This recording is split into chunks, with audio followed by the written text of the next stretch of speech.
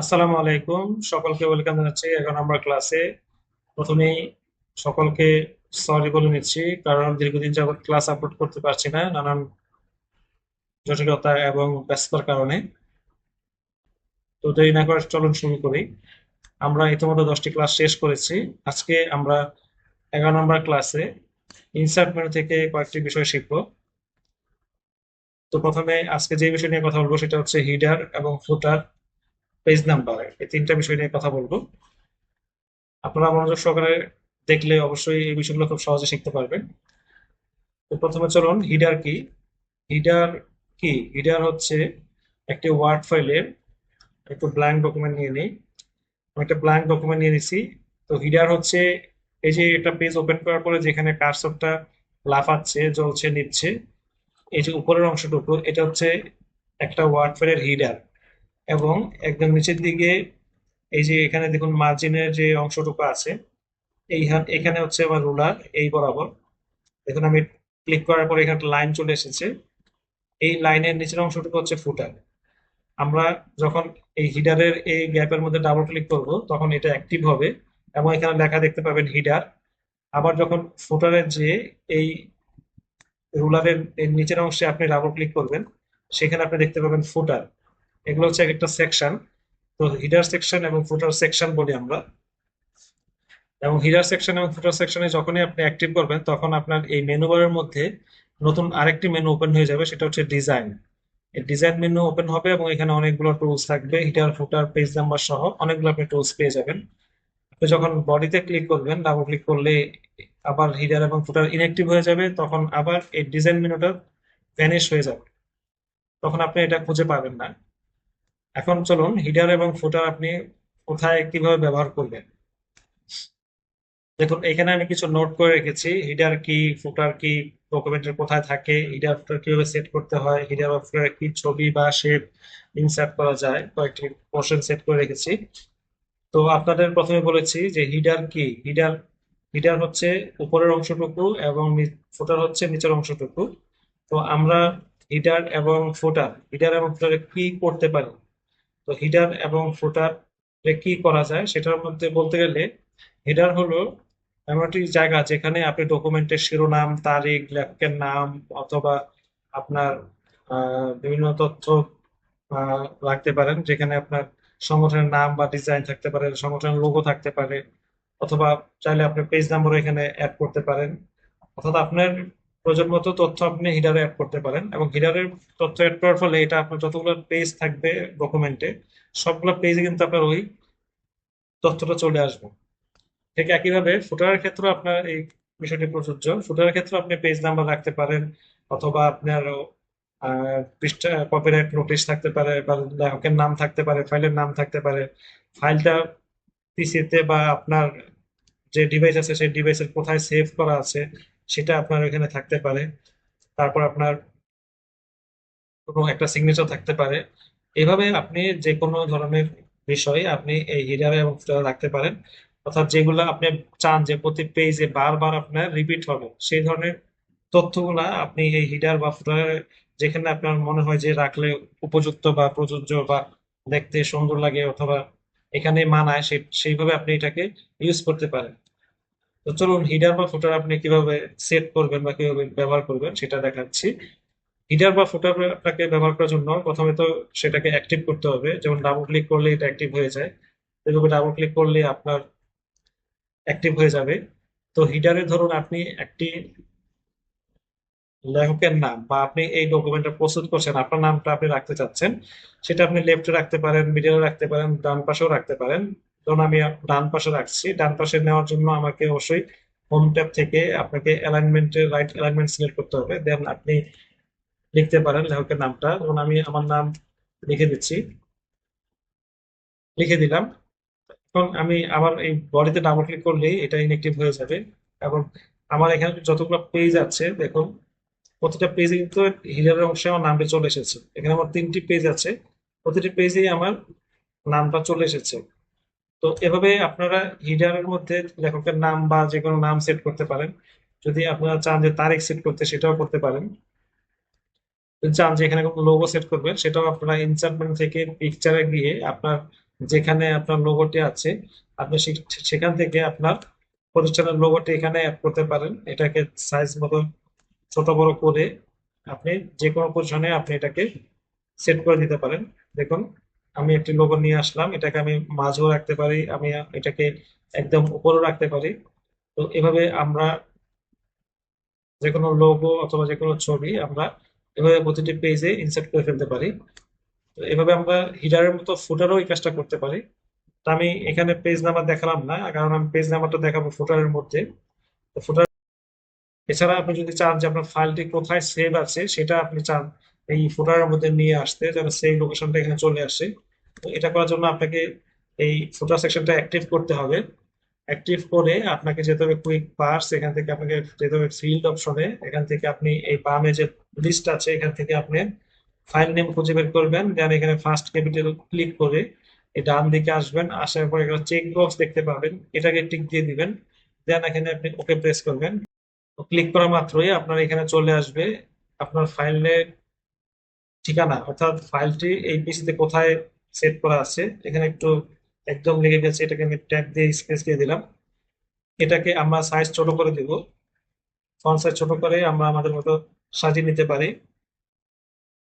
দেখুন, আমরা এটাকে ছোট করে দিতে পারি এভাবে।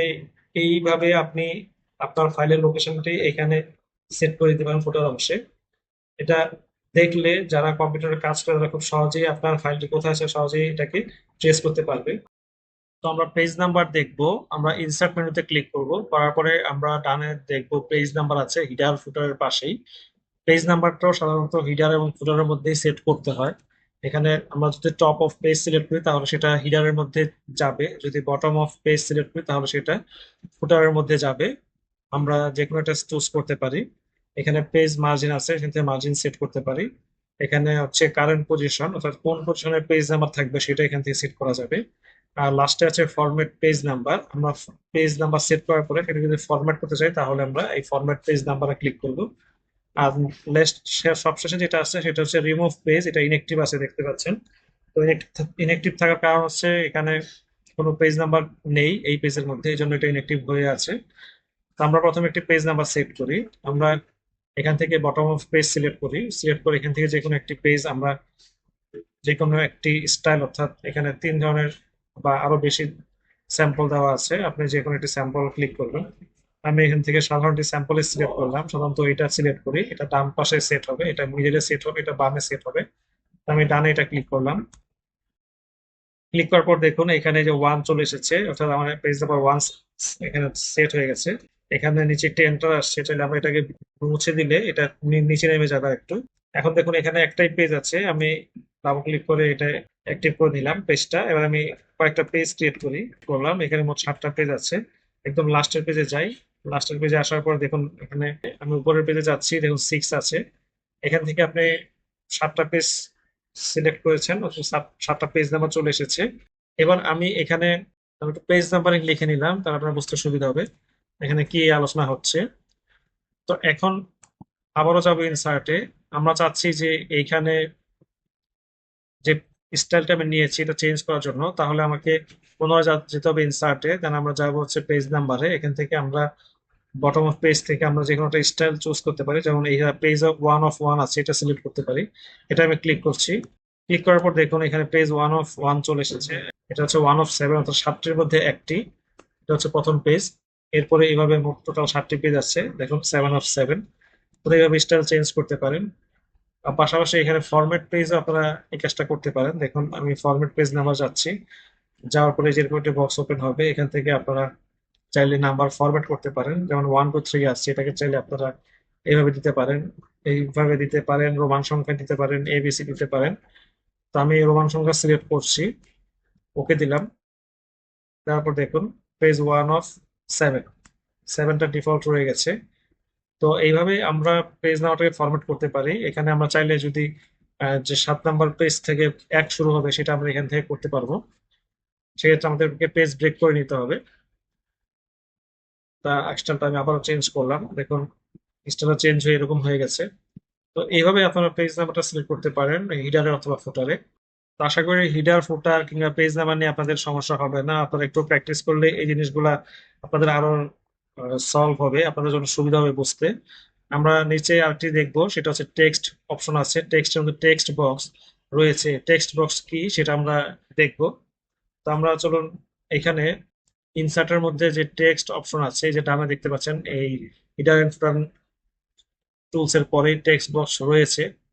টেক্সট বক্স মানে কি? টেক্সট মানে হচ্ছে লেখা, বক্স মানে বাক্স, অর্থাৎ একটা লেখার বাক্স। আমি একটি নতুন ডকুমেন্ট নিয়ে নিচ্ছি। নতুন ডকুমেন্ট নিয়ে আসার পরে এখানে আমি টেক্সট বক্স দেখব।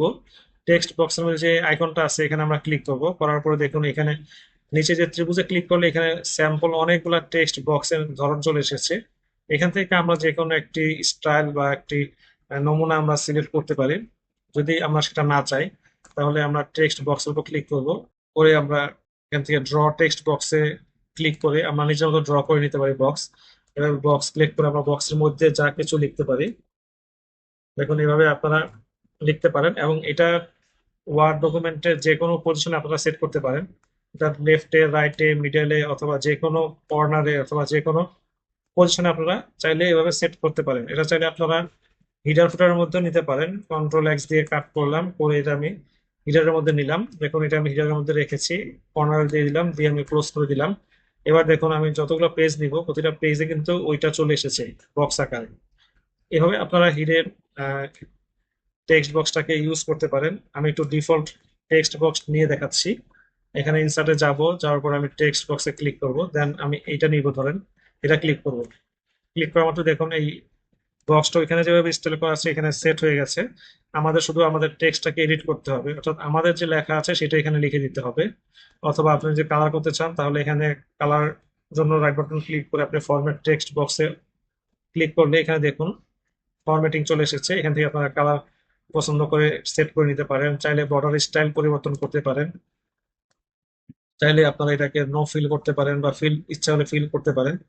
দেখুন এটা হচ্ছে ফিল, এটা হচ্ছে লাইন, অর্থাৎ এই বক্সের মধ্যে কিন্তু লাইন এখন নেই।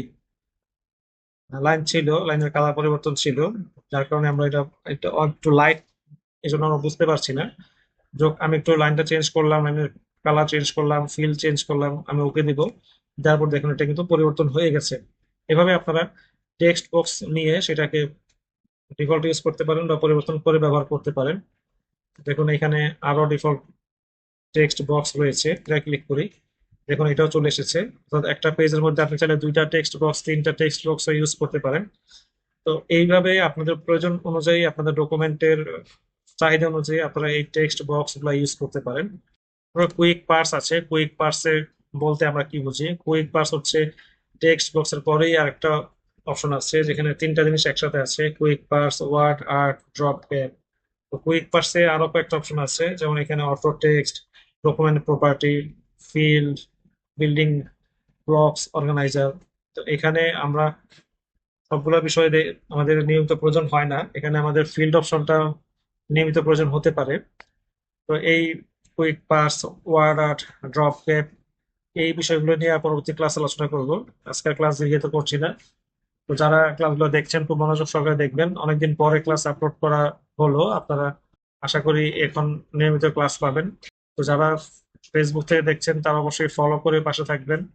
ভিডিওটি ভালো লাগলে বা ভিডিওটি শিক্ষণীয় মনে হলে আপনারা শেয়ার করে অন্যকে দেখার সুযোগ করে দিতে পারেন। যারা ইউটিউব থেকে দেখছেন অবশ্যই সাবস্ক্রাইব করবেন পরবর্তী ভিডিও পাওয়ার জন্য। সকলকে ধন্যবাদ জানিয়ে শেষ করছি। আল্লাহ হাফেজ।